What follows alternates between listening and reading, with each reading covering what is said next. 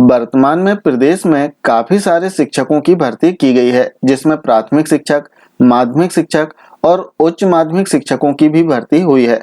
आज हम देखेंगे कि जो नवनियुक्त शिक्षक हैं इन्हें कुल कितना वेतन प्राप्त होगा। जैसे हम इनका आदेश देखें तो आदेश में बताया गया है कि इनकी जो परिवीक्षा अवधि है वो 3 वर्ष की रहेगी और इन्हें जो वेतन मिलेगा, प्रथम वर्ष 70% वेतन प्राप्त होगा, वहीं द्वितीय वर्ष 80% और तृतीय वर्ष 90% वेतन इन्हें स्टाइपेंड के रूप में दे होगा। साथ ही आदेश में इनका जो वेतनमान है वो भी बताया गया है। जैसे प्राथमिक शिक्षक का हम देखें तो छठवां वेतनमान जो है 5200 से 20200 प्लस 2400 का ग्रेड पे 6 पे में इन्हें प्राप्त होगा, जिसका तत्स्थानीय जो वेतनमान है 25,300 रुपए से 80,500 रुपए प्राथमिक शिक्षक का वेतनमान होगा। इसी प्रकार से माध्यमिक शिक्षक और उच्च माध्यमिक शिक्षक का भी वेतनमान इनके आदेश में दिया गया है। तो आइए देखते हैं कि इस वेतनमान में शिक्षकों को, जो नवनियुक्त शिक्षक हैं, इन्हें कितना वेतन प्राप्त होगा।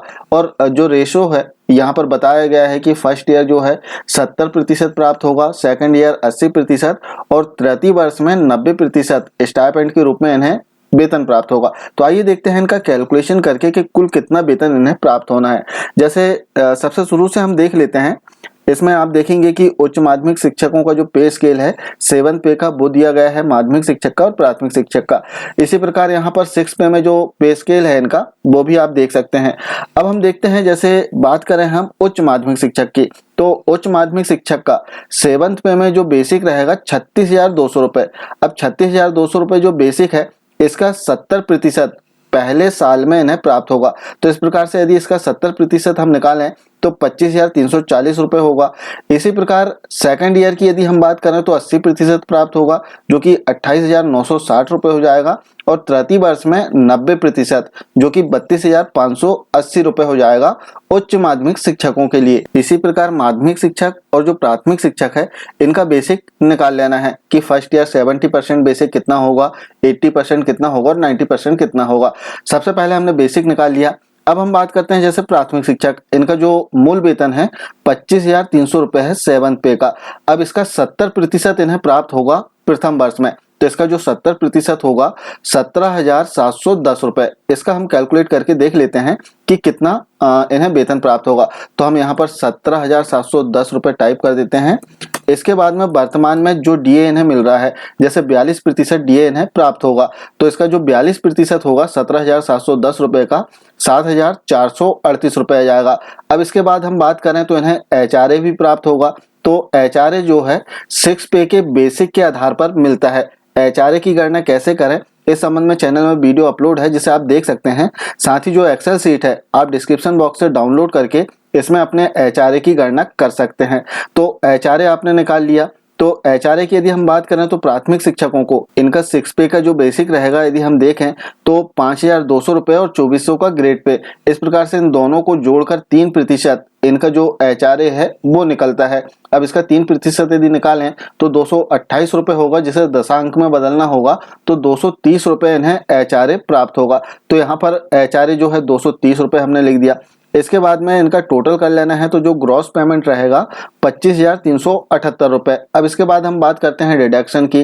तो डिडक्शन में जैसे बात करें जीआईएस 200 रुपए प्राथमिक शिक्षकों को कटेगा। इसके बाद में प्रोफेशनल टैक्स यदि कटा तो जो भी अमाउंट कटेगा वो यहाँ पर आप टाइप कर सकते हैं। यदि नहीं कट रहा है तो इसे डिलीट कर दें।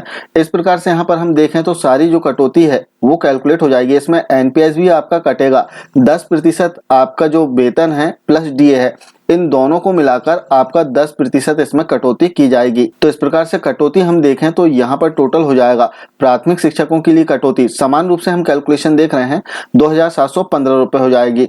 अब यहाँ पर आप ग्रॉस पेमेंट देख सकते हैं 25,378 रुपए आपका ग्रॉस पेमेंट बनेगा बिना कटौती के। और कटौती के बाद में जो नेट पेमेंट आपको मिलना है 22,663 रुपए।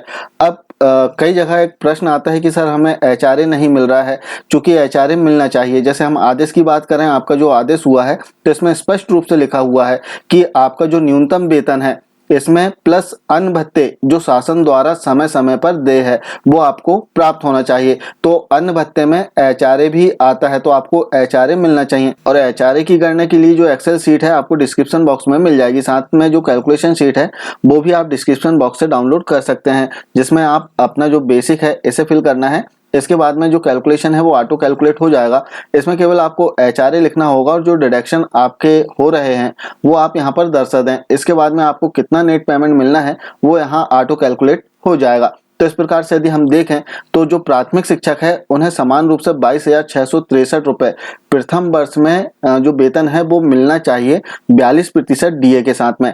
अब यदि हम बात करें एक कैलकुलेशन और हम देख लेते हैं, जैसे उच्च माध्यमिक शिक्षकों का।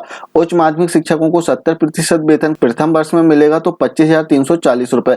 अब 25,340 रुपए में हम कैलकुलेट करते हैं 25,340, इसका जो 42% है वो यहाँ कैलकुलेट हो जाएगा। प्लस HRA की यदि हम बात करें तो जो उच्च माध्यमिक शिक्षक है प्रथम वर्ष में HRA 390 रुपए इन्हें प्राप्त होगा, तो हम यहाँ पर 390 रुपए लिख देते हैं। इसके बाद में डिडक्शन जो भी हो आप यहाँ पर टाइप कर सकते हैं, डिडक्शन टोटल हो जाएगा। यहाँ पर आप देखेंगे कि ग्रॉस पेमेंट आ चुका है और नेट सैलरी कितनी मिलेगी वो यहाँ पर ऑटो कैलकुलेट हो चुका है। तो इस प्रकार से आप बहुत ही आसानी से आपको कितना वेतन मिलेगा प्रथम वर्ष में, द्वितीय वर्ष में और तृतीय वर्ष में, इसकी गणना कर सकते हैं। और गणना के लिए जो एक्सेल शीट है आप डिस्क्रिप्शन बॉक्स से भी डाउनलोड कर सकते हैं, जिसमें आप अपने वेतन की गणना कर पाएंगे, साथ में जो HRA है इसकी भी गणना आप कर सकते हैं। तो प्रदेश में नवनियुक्त सभी शिक्षकों को चैनल की ओर से बहुत बहुत शुभकामनाएं। आशा है चैनल के माध्यम से भविष्य में आपको सहयोग जरूर मिलेगा। मिलते हैं कुछ इसी प्रकार की नवीनतम जानकारियों के साथ में नेक्स्ट वीडियो में। तब तक के लिए जय हिंद।